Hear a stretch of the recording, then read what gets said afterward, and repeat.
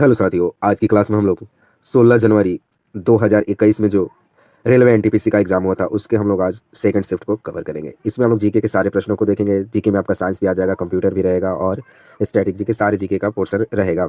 तो जितने भी नए लोग हैं चैनल को सब्सक्राइब करेंगे, वीडियो को लाइक करेंगे और इस लिंक को अपने फ्रेंड के ग्रुप में शेयर करेंगे। इस सीरीज को में हम लोग एनटीपीसी के टोटल 133 शिफ्टों को देख रहे हैं। तो चलिए आज की क्लास हम लोग शुरू करते हैं। आज की क्लास का पहला प्रश्न है, शीतल पेयजल फिज उत्पन्न करने के लिए निम्नलिखित में से क्या मिलाया जाता है? तो इसमें हम कार्बोनिक अम्ल मिलाते हैं। आप लोग जब पेप्सी, कोल्ड ड्रिंक्स जो भी पीते होंगे, स्प्राइट, तो उसका जो उसको पेय में झंझना सनसनाहट जो आती है, गाज जैसा उसमें से निकलता है, तो वो किसके कारण निकलता है? तो वो आपका कार्बोनिक अम्ल। ऐसे भी प्रश्न बनता है तो शीतल पेयजल में कौन सा एसिड होता है? तो उसमें कार्बोनिक एसिड होता है, कार्बोनिक अम्ल होता है।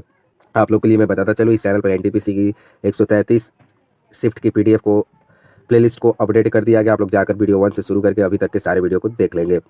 और बाकी अगर एग्जाम का भी आपको वीडियो चाहिए तो आप लोग प्लेलिस्ट में जाकर देख सकते हैं। रेलवे के सारे एग्जाम का और एसएससी का भी सभी एग्जाम का प्लेलिस्ट मौजूद है। चलिए अगले प्रश्न को देखते हैं।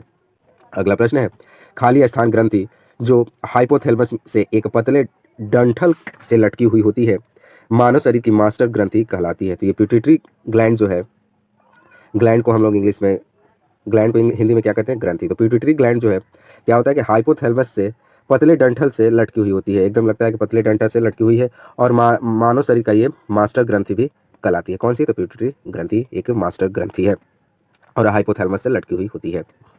अगला प्रश्न है, भारतीय रुपयों का नया मुद्रक प्रतीक आधिकारिक तौर पर किस वर्ष अपनाया गया था? तो ये प्रश्न काफ़ी अच्छा है। तो ये 2010 में जो भारत का रुपये का प्रतीक था, ये वाला, इसको 2010 में अपनाया गया है।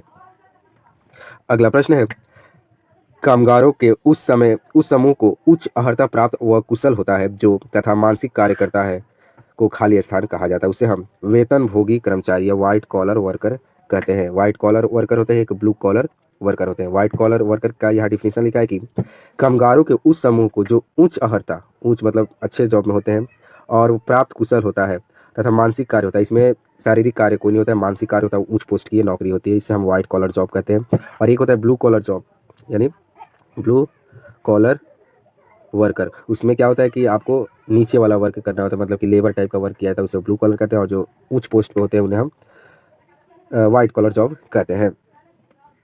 अगला प्रश्न है, मछलियों के बारे में निम्नलिखित में से कौन सा कथन सही है? तो मछली के बारे में इनमें दोहरी परिसंचरण होता है।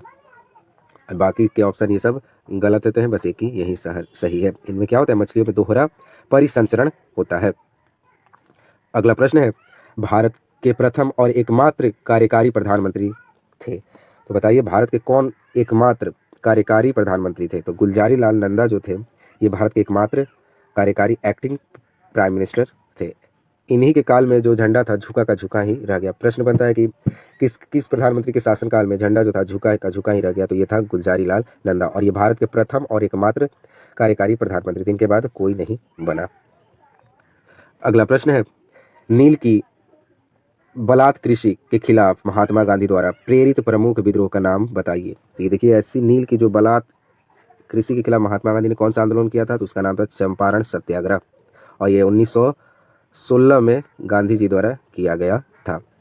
इसमें था कि किसानों को जबरदस्ती क्या कि नील की खेती कराया जाता था, तो उसके विरोध में इन्होंने चंपारण सत्याग्रह शुरू किया था। अगला प्रश्न है, निम्नलिखित में से कौन सा मानव रक्त में मौजूद एक वर्णक है जो ऑक्सीजन को हमारे फेफड़े के शरीर के सभी अंगों में ले जाता है? तो हीमोग्लोबिन है जो मानव रक्त में एक वर्णक है। वर्णक मीन्स कलर है, जो ऑक्सीजन को हमारे फेफड़े से शरीर के सभी अंगों तक ले जाता है। ये कार्य हीमोग्लोबिन करता है। अगला प्रश्न है, डोमेन नाम इंटरनेट पर प्रत्येक वेबसाइट को दिया गया एक अद्वितीय नाम होता है। डोमेन नाम से अंतिम भाग को डोमेन एक्सटेंशन के रूप में जाना जाता है। निम्नलिखित में से कौन सा किसी भी सरकारी वेबसाइट का डोमेन एक्सटेंशन है? तो .gov। आप लोग देखते होंगे कि कहीं भी आता है मेल विभाग से, अगर आप कॉम्पिटिटिव एग्जाम का तैयारी करते हैं तो वहाँ से नोटिफिकेशन जब आता है तो .gov करके आता है। चाहे कोई स्कीम आता है भारत सरकार का या बिहार से, कोई भी गवर्नमेंट का जब स्कीम आता है तो उसके एक्सटेंशन लगे होते हैं .gov.in, ये आपका लास्ट में मिलता है।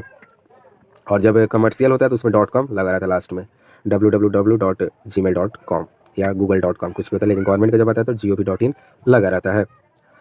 अगला प्रश्न है, अगर आपको वीडियो सच में पसंद आ रहा है तो आप लोग क्या करेंगे? सब्सक्राइब भी करेंगे, चैनल को लाइक करेंगे और शेयर करेंगे।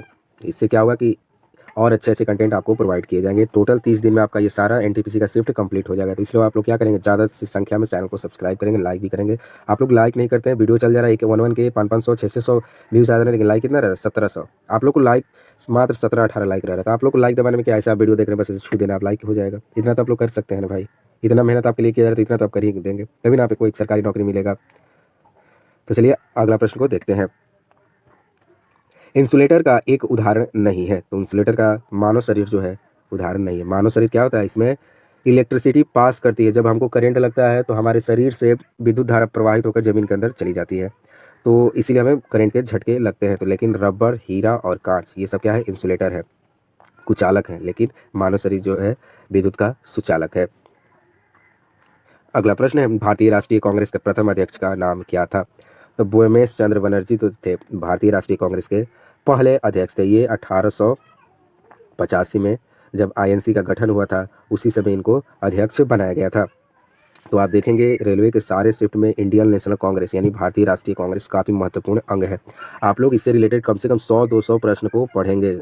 मैं इसको पिछले कितने महीने से आरपीएफ का कराया, जीडी का कराया, ये भी कराया। तो क्या हो रहा है कि उसमें बहुत सारे प्रश्न आईएनसी से पूछे जा रहे हैं। तो आप लोग आईएनसी को एक बार काफ़ी अच्छे से ठीक कर लेंगे। जब मैं आरपीएफ करा रहा था तो उसमें सेल जो होता है कोसी का प्रमुख चैप्टर था, वहाँ भी आईएनसी पूछा जा रहा था, यहाँ भी आईएनसी पूछा जा रहा है। तो आप लोग इसको एक बार अच्छे से देख लेंगे। अगला प्रश्न है, इंटरनेट टीसीपी आईपी नामक एक प्रोटोकॉल का उपयोग करके काम करता है। तो टीसीपी और आईपी का पूर्ण रूप क्या है? तो देखिए पूर्ण रूप आप लोग को मैं बता रहा हूँ कि आप लोग क्या करेंगे, इसको एक सेपरेट कॉपी में लिख लेंगे ताकि लास्ट टाइम में आप लोग का रिवीजन हो जाए अच्छे से। तो टीसीपी और आईपी का फुल फॉर्म जो होता है, ट्रांसमिशन कंट्रोल प्रोटोकॉल। टीसीपी का फुल हो गया ट्रांसमीटर कंट्रोल प्रोटोकॉल, और आईपी का क्या होगा, इंटरनेट प्रोटोकॉल। एग्जाम में सिर्फ कभी कभी आईपी का भी पूछ देता है। तो आईपी का होता है इंटरनेट प्रोटोकॉल और टीसीपी का होता है ट्रांसमिशन कंट्रोल प्रोटोकॉल। आप लोग ये दोनों को सेपरेट याद कर लेंगे। अगला प्रश्न है, भारत के संविधान का कौन सा अनुच्छेद संसद को संविधान में संशोधन करने की शक्ति देता है? तो अनुच्छेद 368 जो है ये संशोधन करने की अनुमति देता है। तो ये भी प्रश्न बहुत बार एग्जाम में रिपीट हुआ है। यहाँ से एक प्रश्न बनता है कि संविधान में संशोधन की प्रक्रिया किस देश के संविधान से लिया गया है? तो ये आपका दक्षिण अफ्रीका के संविधान से लिया गया है कि आप संविधान में संशोधन कर सकते हैं। अगला प्रश्न है, श्री गुरु रामदास जी अंतर्राष्ट्रीय हवाई अड्डा कहाँ स्थित है? ये आपका अमृतसर में स्थित है। कौन सा हवाई अड्डा? तो श्री गुरु रामदास जी अंतर्राष्ट्रीय हवाई अड्डा।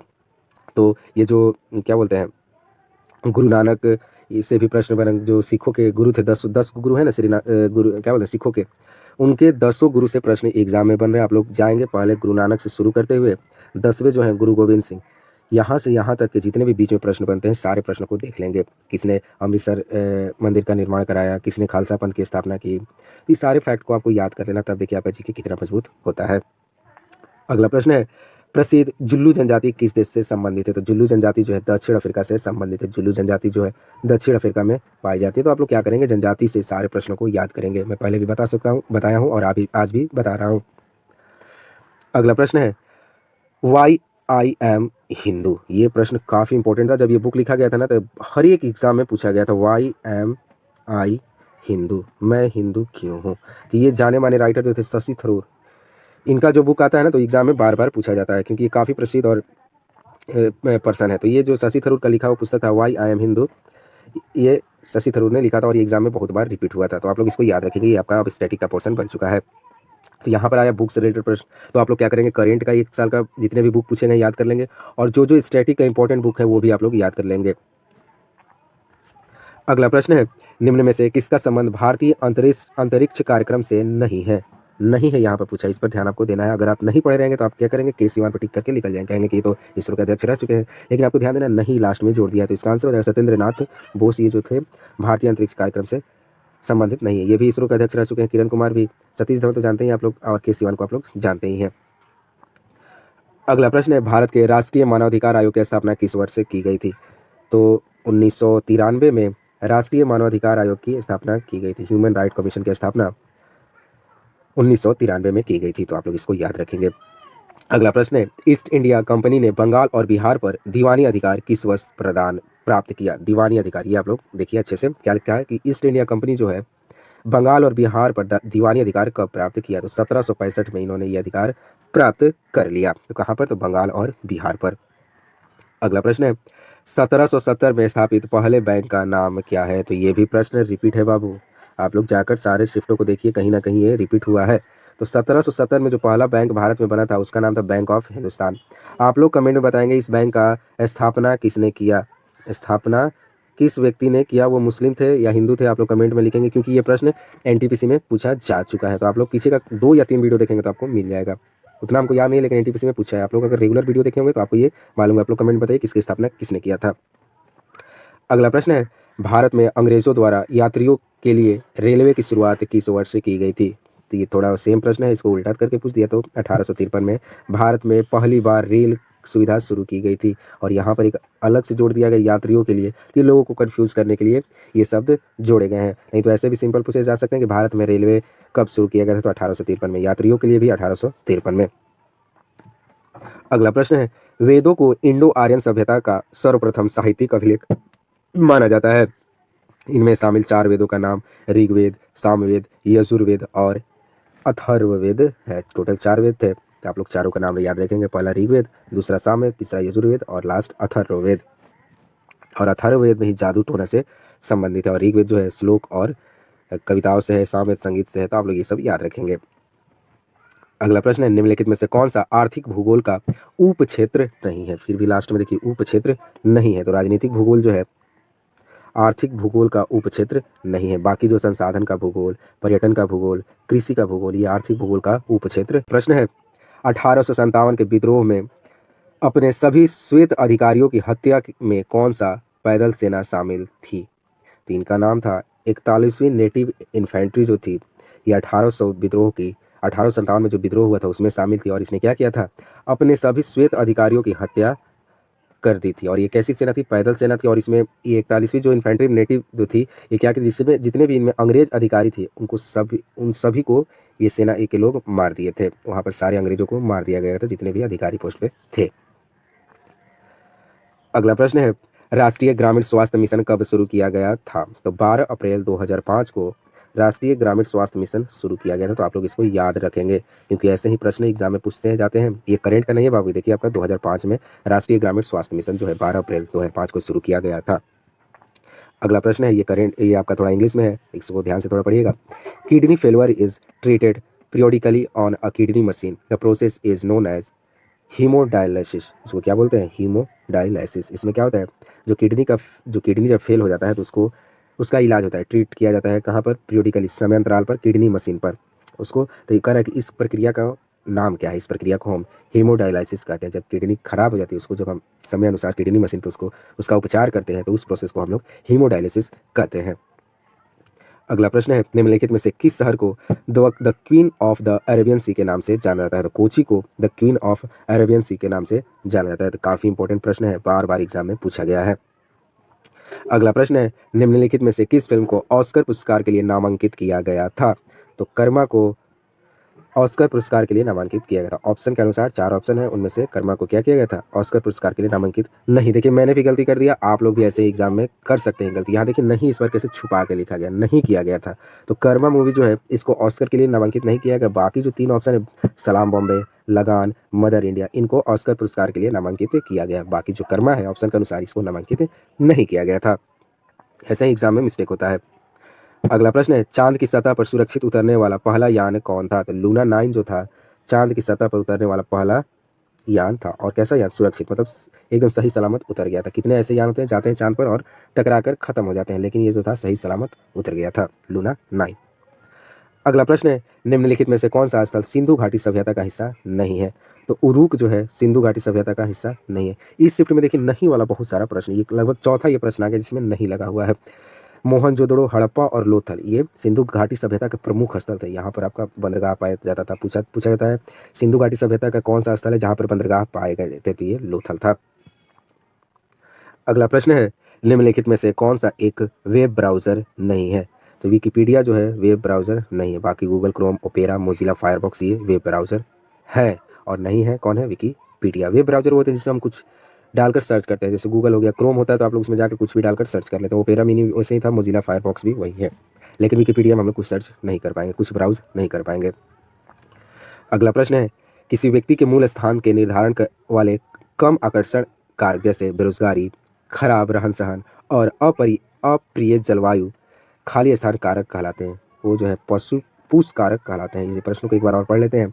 किसी व्यक्ति के मूल स्थान के निर्धारण वाले कम आकर्षण कारक, जो काफ़ी कम आकर्षण करते हैं लोगों को, जैसे बेरोजगारी, खराब रहन सहन, अप्रिय जलवायु, इसे हम और पशु कारक कहलाते हैं। इसे हम क्या कहते हैं? पशु कारक पूस पूस पूस कारक कहलाते हैं।